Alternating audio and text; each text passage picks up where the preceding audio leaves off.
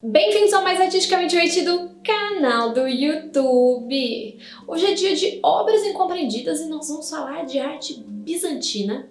Então, o mosaico do sacrifício de Isaac, esse tema bíblico, localizado na Basílica San Vitale di Ravenna, ou São Vital de Ravenna, então na cidade de Ravenna, no norte da Itália. E esse mosaico está na mesma igreja de outro mosaico que a gente já falou aqui no canal, que o pessoal gostou bastante, que então é o mosaico do imperador Justiniano e da imperatriz Teodora. Eles estão, na verdade, bem próximos, inclusive. Então vamos entender toda essa representação, que é uma prefiguração do sacrifício do Cristo. Não se assustem e vamos entender o que isso significa. Então, esses mosaicos aqui são do mesmo período que os mosaicos de Justiniano e Teodora, ou seja, do século 6 depois de Cristo, e eles são mosaicos bizantinos porque Ravenna estava aí sob a esfera de influência de Bizâncio, que era a capital do Império Bizantino. Bizâncio era também chamado de Constantinopla e é onde hoje é Istambul. E esse Império Bizantino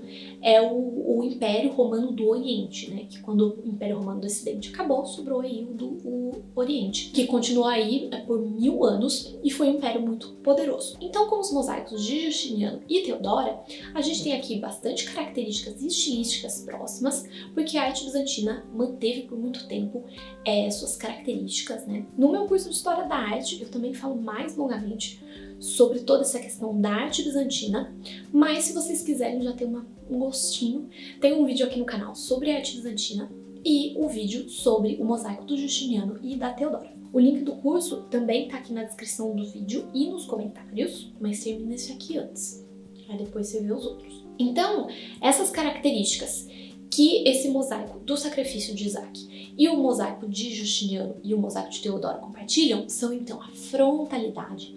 Então essas figuras que frequentemente estão de frente, elas são estáticas, têm pouco movimento, elas parecem meio achatadas, assim, com pouco volume. Então a gente vê aqui no mosaico do sacrifício de Isaac, assim como a gente tem, por exemplo, no mosaico de Teodora, que o que a gente tem de arquitetura ou elementos da paisagem é só sugerido. A gente não tem fundo realmente.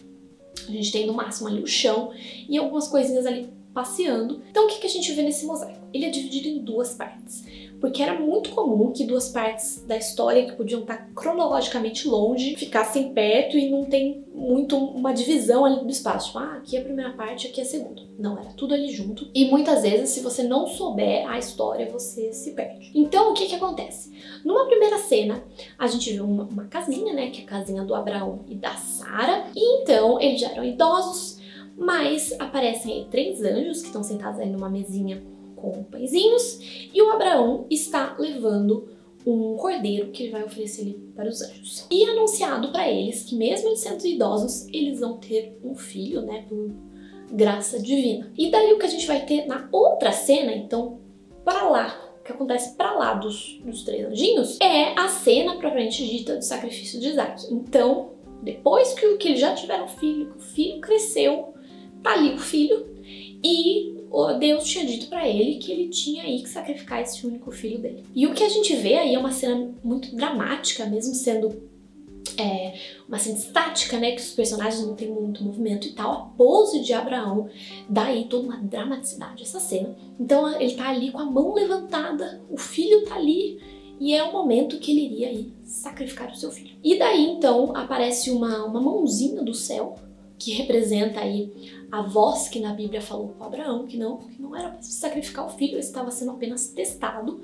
Então, aquele momento ali que ele quase mata o seu único filho, era para ver o quanto ele era temente a Deus. Então ele não mata o filho, e quem é morto no lugar, né, em oferenda aí a Deus, é um cordeiro, que nessa representação tá ali puxando a roupa dele, então, tipo, mordendo, puxando a roupa dele. Então esse é o episódio e essa é a cena que a gente tem aqui. E no final desse episódio é anunciado ainda ao Abraão que ele vai ter uma descendência numerosa, e entre os descendentes dele está o Cristo, justamente. Então essa é a cena que a gente tem representada aqui. E o que acontece é que o sacrifício de Isaac no Antigo Testamento prefigura o sacrifício do Cristo no Novo Testamento.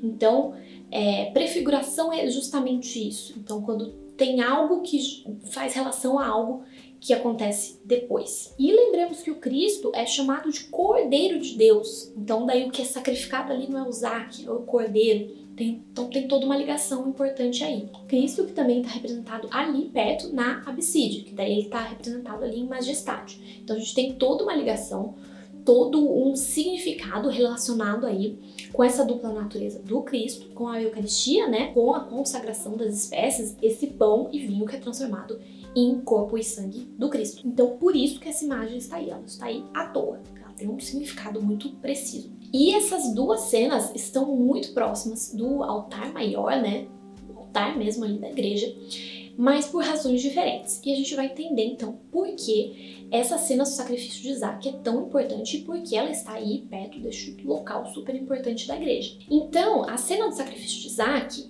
está numa luneta, né? Então, nessa meia lua, que a gente chama de luneta, à direita do presbitério e perto então do altar maior e da abside, que é aquela parte ali ao fundo do altar, que é a parte redondinha, que a gente tem então ali uma representação do Cristo. E perto desse mosaico a gente tem também uma figura do profeta Jeremias e de uma passagem que faz alusão a Moisés. Então todos aí figuras do Antigo Testamento. O Antigo Testamento é o que acontece antes do Cristo. O Novo Testamento é aí a partir do Cristo. Para quem não teve muito hábito de Bíblia, é basicamente isso. Então, é muito comum que algumas figuras importantes do Antigo Testamento estejam aí perto do altar, então figuras de profetas que anunciaram a vinda do Cristo. Por quê? Porque no altar acontece a chamada consagração das espécies. Vocês veem que é tudo cheio de nome difícil. Calma que a Aline explica. Consagração das espécies é então quando o pão e o vinho se tornam realmente, né, naquele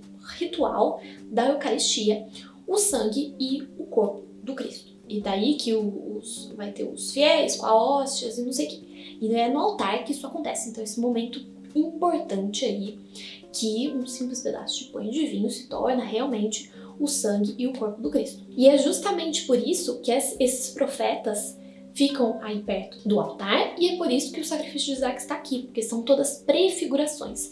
Então considera-se que várias coisas que acontecem no Antigo Testamento estão aí para mostrar coisas que já iam acontecer, né, já estavam planejadas aí de acontecer no Novo Testamento, então com a vinda do Cristo. E a gente tem que saber que houve uma grande, né, batalha teológica em Bizâncio sobre a natureza do Cristo. Então, alguns diziam que o Cristo era somente divino, outros diziam que o Cristo era somente humano e outros ainda diziam que o Cristo tinha uma natureza dupla, então humana e divina. E acabou vencendo, né, essa ideia de que o Cristo tem uma natureza dupla, então uma natureza divina e uma natureza humana. E é justamente isso que a gente vai ver aqui. E é por isso então que essas representações de profetas ou até da Virgem Maria, que aparecem bastante, muitas vezes na Absídia, na arte bizantina, elas estão aqui, porque justamente prova que o Cristo teve uma natureza humana também. Então ele realmente encarnou. Então se ele nasceu da Virgem Maria, né, ele pode ter nascido ali de uma virgem, mas ele nasceu realmente, né, humano. Ele sofreu lá na cruz realmente como humano. Então, quando tem, por exemplo, a Virgem, prova aí que ele encarnou. Quando tem os profetas que anunciaram sua vinda, tá aí nesse sentido também, que ele veio como humano. E quando acontece aí a consagração das espécies, né, toda essa história do corpo e do sangue do Cristo, que o pão e o vinho se tornam o corpo e o sangue do Cristo, é como se mais uma vez estivesse provando aí a encarnação do Cristo. Então todas essas cenas têm todo um significado teológico e eram decididas por realmente teólogos, por figuras importantes aí da igreja, e não eram só tipo, o artista pôs aqui porque ele achou legal, porque ia ficar uma decoração legal. Não, é muito mais do que simples decorações. Essas cenas mostram aí várias orientações teológicas, né, às vezes de quem fez a igreja, mostra aí então essa dupla natureza do Cristo, tem toda uma série de significados importantes. E a natureza divina do Cristo aí tá mostrada aqui na abside, porque daí tem o Cristo como Senhor do universo, então ele sobre o globo terrestre. Então mostrando aí a dupla natureza do Cristo. E é muito comum que nesse período, na arte bizantina, e a gente tinha também em várias representações medievais do Ocidente, né, cristãs, várias representações desse tipo, e muitas vezes a gente tem essa cena aí do sacrifício de Isaac próximo ao altar, por causa da importância aí do seu significado como prefiguração do sacrifício do Cristo. Então é isso, espero que vocês tenham entendido um pouco desse significado complexo dessa obra e desse tipo de representação. Se tiverem outras obras sobre as quais vocês gostariam que eu falasse, deixa aqui nos comentários. Se vocês também quiserem que eu fale mais sobre mosaicos, deixa aí nos comentários também. Então é isso, beijinhos e até a próxima!